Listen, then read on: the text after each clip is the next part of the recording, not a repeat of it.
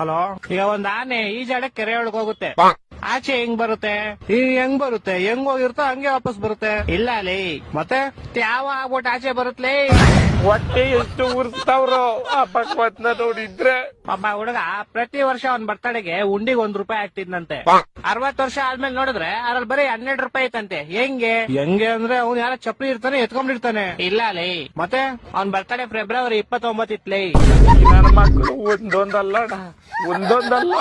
Okay, last and final ಕೇಳ್ಕೊಂಬಿಡು. ಹೇಳು. ಒಬ್ಬ ಹುಡುಗಂಗೆ ಹೆವಿ ಶುಗರ್ ಇರುತ್ತೆ, ಡಾಕ್ಟರ್ ಅವ್ನ್ಗೆ ಸ್ವೀಟ್ ಬಿಟ್ಬಿಡು ಅಂತ ಹೇಳ್ತಾರೆ. ಅವನು ಲೈಫ್ ಪೂರ್ತಿ ಸ್ವೀಟ್ ತಿನ್ನಲ್ಲ.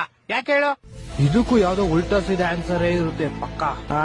ಯಾಕಂದ್ರೆ ಅವ್ನ್ಗೆ ನಾನು ಹೇಳ್ತೀನಿ ಕೇಳು.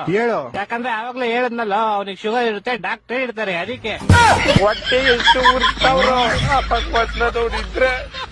ಸರು ನಾಶ ಮಾಡ್ಬೇಕು.